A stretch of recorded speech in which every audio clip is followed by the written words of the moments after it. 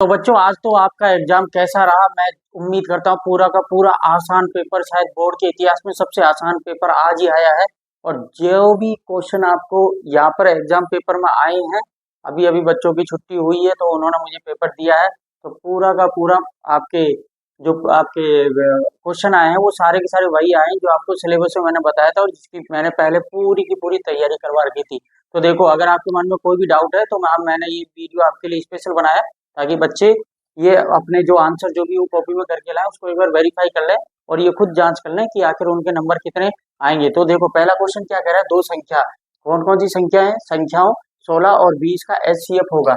HCF का मतलब क्या होता है? Highest common factor. तो हाईएस्ट कॉमन फैक्टर तो क्या होगा? 16 और 20। ठीक है, 16 और 20 का अंतर क्या हुआ? 4 हो गया।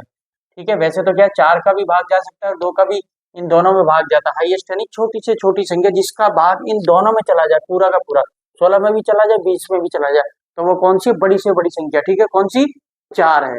ठीक है, 4 का भाग इसमें चला जाएगा क्योंकि 8 का भाग 16 में जाएगा नहीं, लेकिन 16 में चला जाएगा लेकिन 20 में नहीं जाएगा।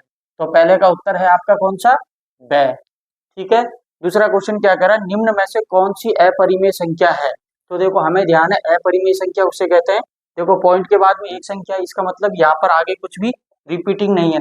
अपरिमेय संख्या किसे कहते हैं? ऐसी संख्या है जिसका दशमलव के बाद में वो ना तो क्या हो, अशांत हो, कहने का मतलब रिपीट होती रहे आपके, सॉरी रिपीट नहीं, ना तो खत्म होने वाली हो और ना तो नॉन टर्मिनेटिंग हो और नॉन रिपीटिंग हो। समझ गए? रिपीटिंग तो हो गई आपके परिमेय संख्या, और जो अपरिमेय कौन सी? नॉन रिपीटिंग हो, यानी कि दशमलव के बाद में संख्या परिवर्तित होते रहे तो उसे कहते हैं। तो देखो, यहाँ पर क्या है, पॉइंट के बाद में एक 5 आ गया तो ये तो पूरी की पूरी आपके टर्मिनेट हो गई। यहाँ पर क्या है, बार, पॉइंट 5 के ऊपर बार का मतलब क्या होता है कि 5 के ऊपर 5 5 5 5 ऐसे आएगा, तो 5 5 5 ये तो रिपीटिंग हो गई, तो ये भी आपके ऑप्शन नहीं है। अब यहाँ पे देखो, ना तो क्या है आपके 5 3 2 1, ना तो रिपीट हो रही है और आगे भी कंटिन्यू चल रही है, तो ये वाली संख्या जो है क्या है, नॉन रिपीटिंग भी है और नॉन टर्मिनेटिंग भी है। तो दूसरे का आंसर हो गया आपका कौन सा? से। और दे तो 5 तो वैसे ही नहीं होगा। तीसरा क्या है, देखो, दिए गए ग्राफ y तथा px के लिए बहुपद px के शून्य को की संख्या होगी। तो मैंने आपको 2 दिन पहले ये क्लास ली थी, उसमें अच्छी तरह बताया था कि x, जो x पद और ये होता है y, इसमें अगर ये दो जगह टच कर रही है तो दो उत्तर आएंगे। कितने कितने मान होंगे शून्य को के? 2 मान होंगे। तो यहाँ पर हम क्या लगाएंगे? सै। तो तीसरे जो आपका ऑब्जेक्टिव है, ऑब्जेक्टिव का तीसरा क्वेश्चन क्या होगा? 2। अब अपन करते हैं चौथे क्वेश्चन की ओर बढ़ते हैं। ठीक है, चौथा क्वेश्चन क्या कह रहा है, देखो,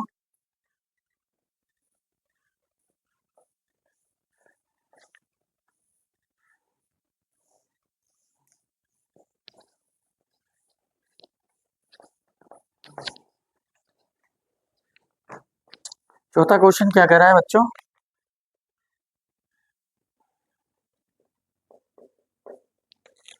निम्नलिखित सेमी रैखिक समीकरण युग्म के लिए y का मान।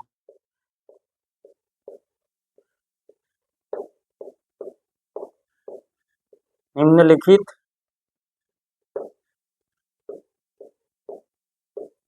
रैखिक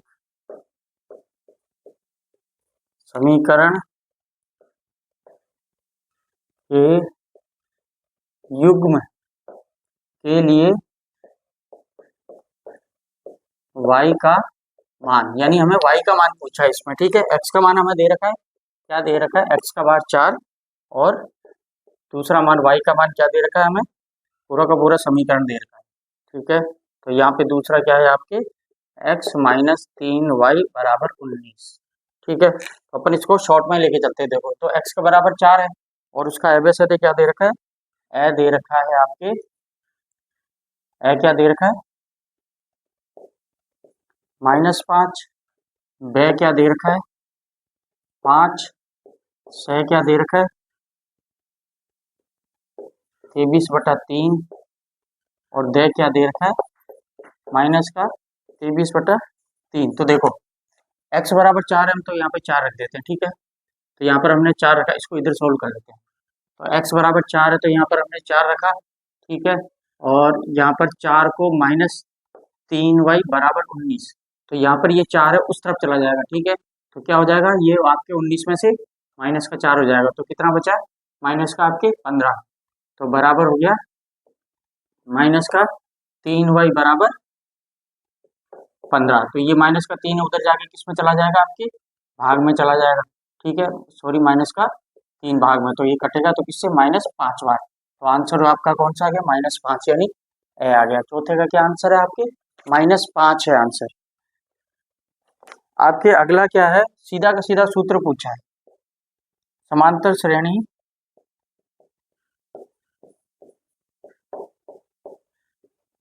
समांतर श्रेणी ए पहला पद है, ए प्लस डी, ठीक है, पहला पद, और अंतर, और ए प्लस 2d ये तीसरा पद है। के के एन पदों का योग होगा। तो एन पदों के योग का सूत्र क्या है, यहाँ पर आंसर क्या होगा, योग का सूत्र क्या है आपके, सीधा मैं उत्तर करवा रहा हूँ। यहाँ पर आपके उत्तर होगा द उत्तर है, पदों का योग होता है n/2, ठीक है, अंडर आपके 2a प्लस n-1d और ब्रैकेट क्लोज। ठीक है, तो क्या होगा आपके SN 2a ब्रैकेट में 2a, इसमें बड़ा ब्रैकेट कर लो, और यहाँ पे भी बड़ा ब्रैकेट, 2a प्लस n-1 और d क्या है, पदों का अंतर। तो ये आपके हो गया कौन सा, द आंसर हो गया। छठा क्वेश्चन क्या कह रहा है, यदि किसी समांतर श्रेणी का प्रथम पद 11 और 10वां पद 20 हो तो उसके 10 पदों का योगफल ज्ञात कीजिए। ये भी आपको सवाल मैंने करवाया था। ठीक है, इसका देखो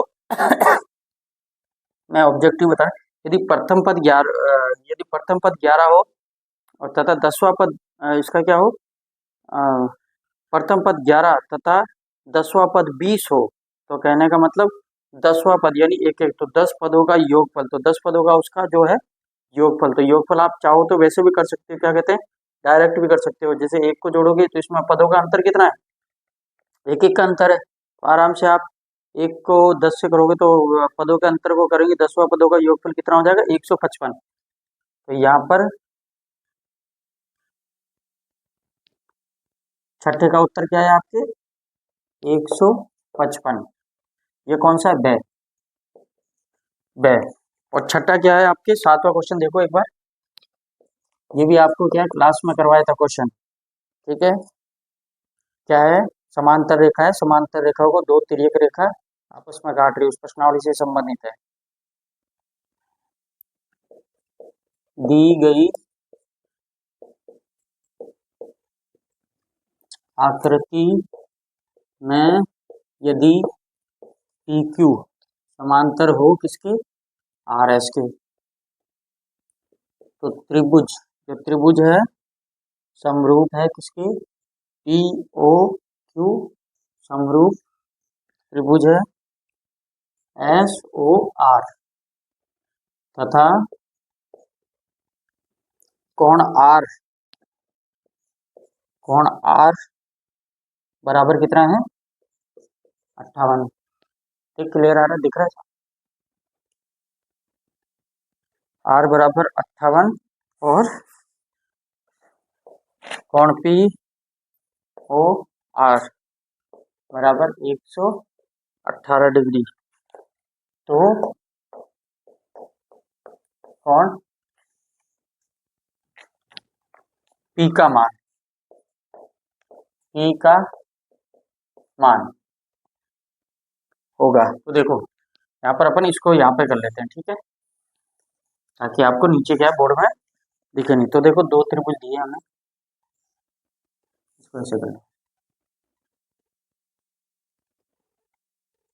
ऐसे, ठीक है, दो त्रिभुज दे रखे हैं, P Q O, P Q इसको वो मान लो, और यहाँ पे आर एस, और हमें क्या क्या दे रखा है, कोण आर दे रखा है 58,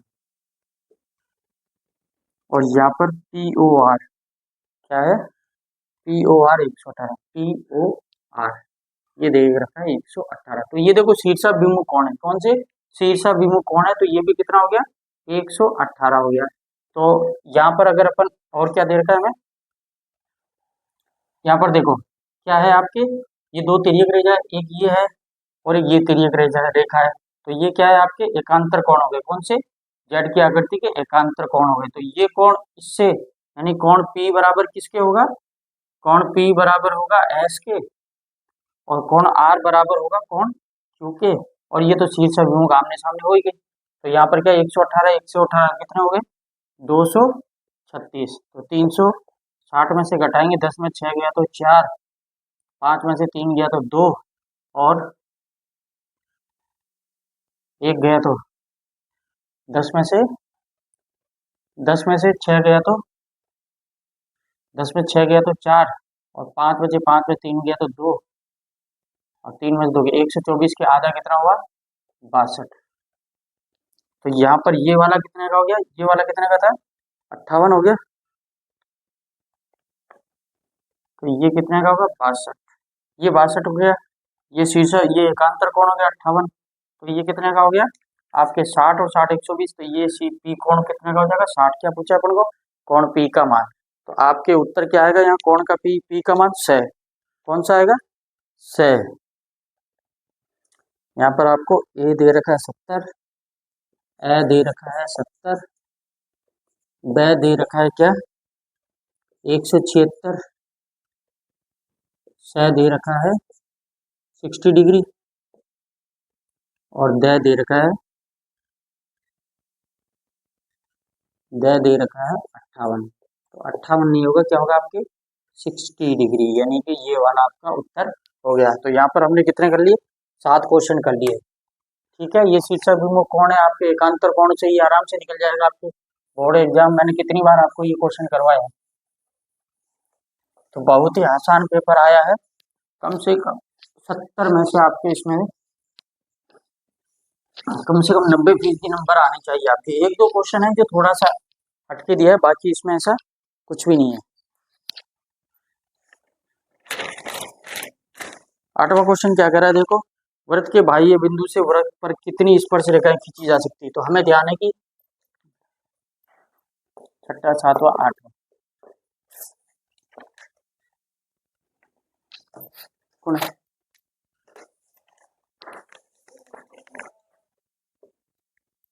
कौन है,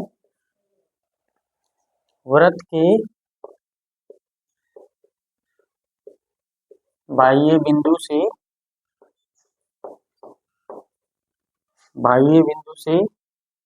देखो इसको मैं आपको वैसे ही करके बताता हूँ। ठीक है, वृत्त के वृत्त का कोई भी बाह्य बिंदु होता है, वहां से स्पर्श रेखा कितनी खींची जा सकती है, सिर्फ दो बिंदु, दो खींची जा सकती है। ठीक है, तो आपके 8वें का उत्तर क्या होगा, 2।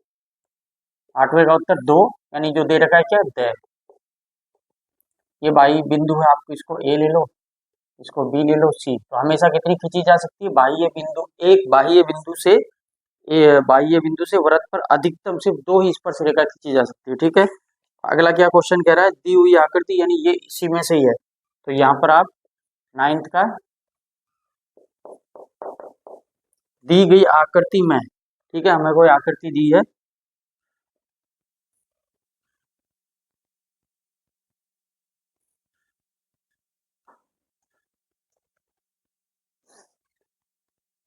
ये आपके स्पर्श रेखा से त्रिज्या पर लंब है ऐसे, और ये है पी बिंदु, ये है ओ बिंदु, ये है क्यू बिंदु, और ये टी बिंदु।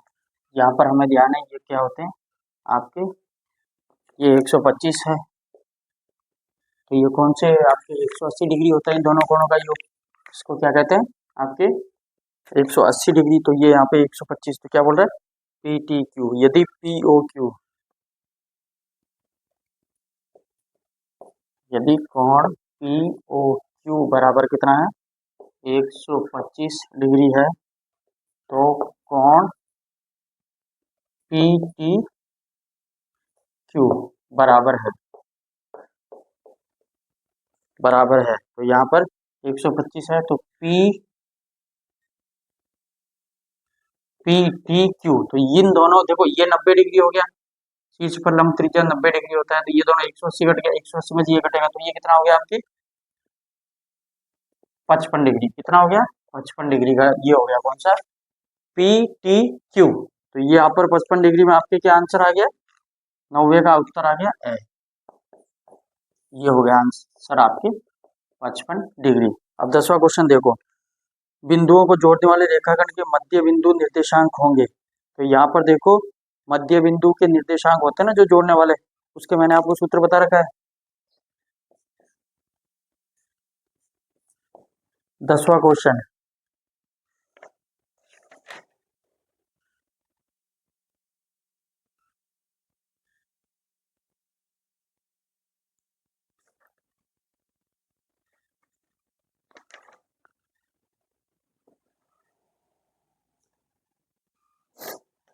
दसवां क्वेश्चन क्या कह रहा है, बिंदु बिंदु 4-1 तथा -2-3 को जोड़ने वाले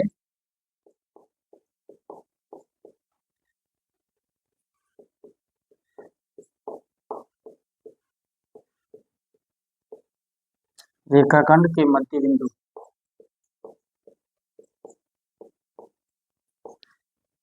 दो बिंदु है कोई, ठीक है। जैसे देखो इसको निर्देशांक में देखेंगे अपन, निर्देशांक में देखते हैं आपको थोड़ा सा और ज्यादा क्लियर हो जाएगा। ये होता है एक्स एक्स, ये होता है वाई वाई, ये होता है दोनों प्लस, यहाँ पर क्या होता है एक्स आपके माइनस का और वाई होता है प्लस का, और यहाँ पे होता है माइनस का एक्स और माइनस का वाई, और यहाँ पर होता है आपके एक्स होता है प्लस का और माइनस का होता है वाई, ठीक है। तो यहाँ पर एक बिंदु क्या है 4 और 1, ठीक है। तो 4 आपके कहाँ है, ये है, और माइनस का 1, तो एक बिंदु कहाँ पर आपके मान के चलो यहाँ पर है, और दूसरा बिंदु क्या है -2 और -3 यानी कि यहाँ पर है -2, तो एक्स में है, तो एक्स में 2 हो गया और ये यहाँ पे 3 पे, तो यहाँ पर ये जो है ऐसे, ठीक है, को जोड़ने वाले रेखाखंड, ठीक है, तो जोड़ने वाले रेखाखंड के मध्य बिंदु के निर्देशांक होंगे।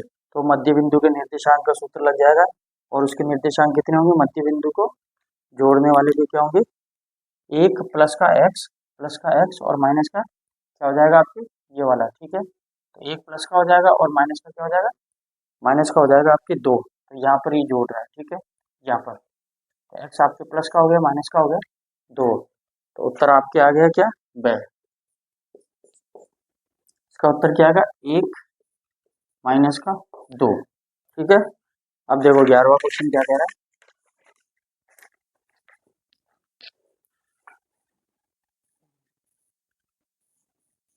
बच्चों बहुत ही आसान पेपर आया, बहुत ही आसान पेपर।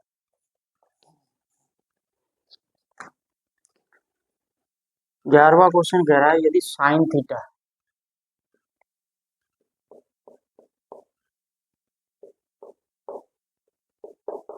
साइन बराबर 4/5 हो तो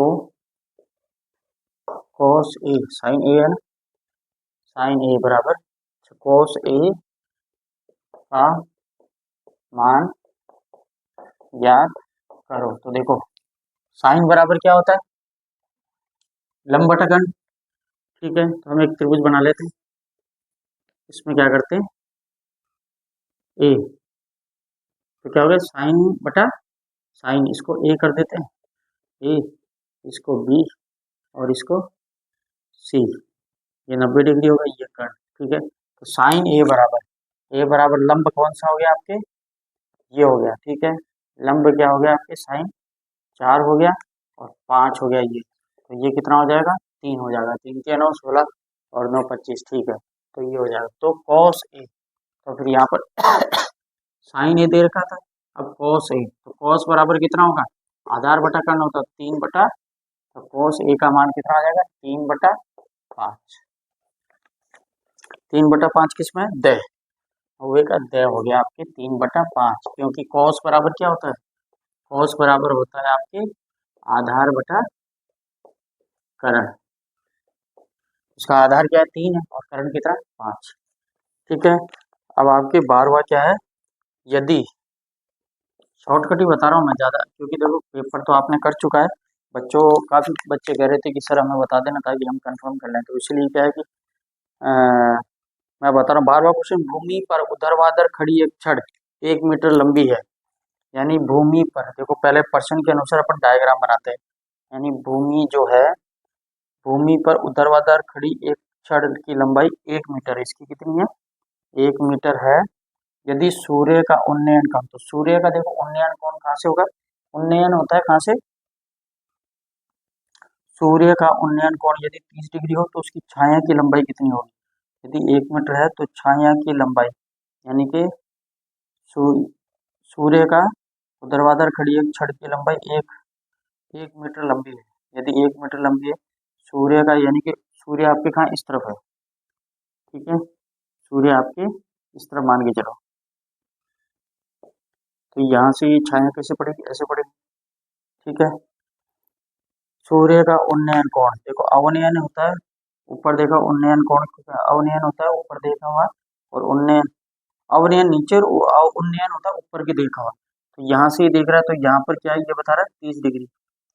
तो यहाँ पे ये 30 डिग्री बता रहा है, तो उसकी छाया की लंबाई, यानी हमसे अगर ये है तो इसकी छाया की लंबाई ये बता रहा है। तो सूर्य का मान के चलो आप, यहाँ पर ये इस तरीके से डायग्राम बनेगा। ठीक है, तो हमें क्या बता रहा है वो, ये पूछ रहा है। यहाँ पर हमें 1 मीटर ये दे रखी है,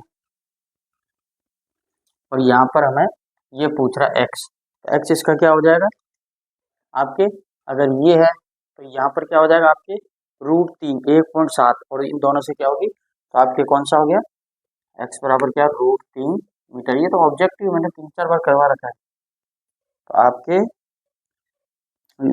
उसमें डाल के आपके इसकी छाया की लंबाई आ जाएगी √3, और जो करण होगा इन दोनों को जोड़ के, और इसका इसका कितना हो जाएगा, एक का स्क्वायर 1 हो गया, और 3 का स्क्वायर करेंगे 3 4, 4 का अंडर √2, तो करण कितना हो गया 2 हो गया। ठीक है, तो इसकी यानी कि ये जो हो जाएगा 29, ये हो गया 90 डिग्री, और ये हो गया आपके 60 डिग्री। ठीक है, 60 से बड़ी ये है, और ठीक है, इसी तरीके से हो गए। अब आगे बढ़ते हैं, देखो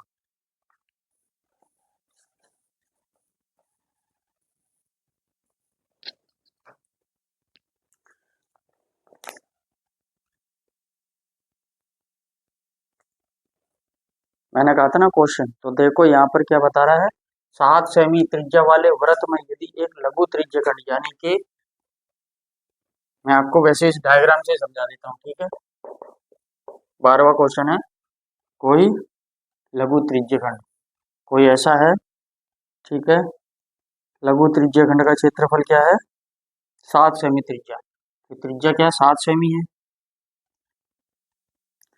और इसका जो क्षेत्रफल है, इसको आप कोई भी नाम दे दो, इसको ओ दे दो, इसको पी दे दो, इसको क्यू दे दो। ठीक है, ये भी 7 सेंटीमीटर है, ये भी आपके 7 सेंटीमीटर है। त्रिज्य खंड का क्षेत्रफल, तो त्रिज्य खंड का क्षेत्रफल क्या होता है आपके, थीटा बटा पाई आर स्क्वायर। ठीक है, तो यहाँ पर हम क्या करेंगे,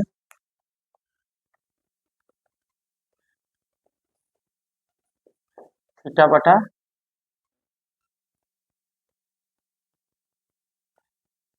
त्रिज्य खंड, इसमें आपके एक और सूत्र और दे रखा है ना,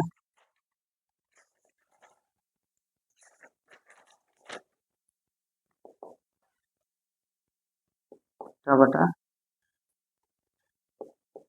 360 degree pi r square into. ठीक है, तो यहाँ पर हमें क्या दे रखा है, त्रिज्य खंड का क्षेत्रफल ये दे रखा है 54 सेंटीमीटर। तो 54 से इसको आप काट दोगे, काटने के बाद में आपके कितनी आ जाएगी आपके, तो दीर्घ त्रिज्य खंड, तो इसने पूछा किसका है, इसका क्षेत्रफल तो हमें दे रखा है। ठीक है, इसका हमें क्षेत्रफल दे रखा है, और हमें दीर्घ त्रिज्य, तो हमें इसका पूछा है, तो नेचुरली क्या है 54 से तो बड़ा आएगा, ये तो हमें ध्यान हो गया। तो यहाँ पर आपके क्या हो जाएगा, 100 सेंटीमीटर स्क्वायर क्षेत्रफल हो जाएगा। ठीक है, आर त्रिज्या वाले ठोस गोले का संपूर्ण पृष्ठीय क्षेत्रफल, ठोस गोले का आयतन तो होता है 4/3 पाई आर क्यूब, और ठोस आपके पर संपूर्ण पृष्ठीय क्षेत्रफल होता है 4 पाई r स्क्वायर। तो यहाँ पे 13वें का कितना है, 13वें का तो हो ही गया। हाँ 13वें का कितना है, 13वां हो गया। आपने क्या उत्तर आएगा इसका, 4 पाई r स्क्वायर दे आएगा। 13वें का क्या है, 4 पाई r स्क्वायर।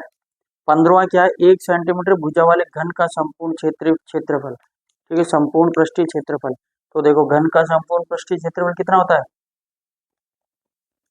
6 इंटू भुजा स्क्वायर। घन का संपूर्ण पृष्ठीय क्षेत्रफल, क्यों, क्योंकि घन में कितनी होती है, 6 तो भुजाएं होती है, और घन की समान भुजा होती है, तो उसका क्षेत्रफल का स्क्वायर कितना होता है भाई, 1 2 3 4, ऊपर वाली 5 और नीचे वाली 6, तो 6 भुजा हो गई।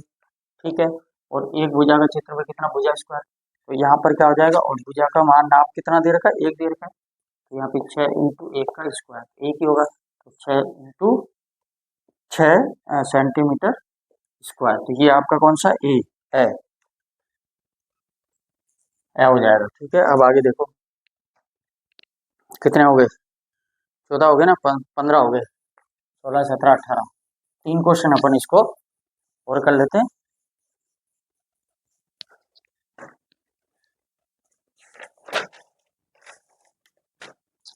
ये तो बहुलक का है। ठीक है, बहुलक इसमें आपके 16वें का उत्तर क्या आएगा,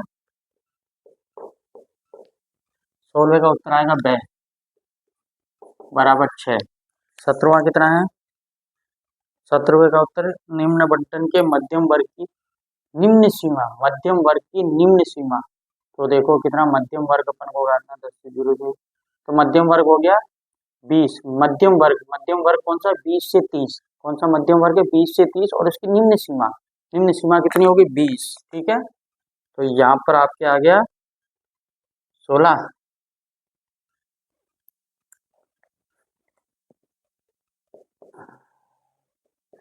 17वां, 17वां कितना हो गया, 20, सी हो गया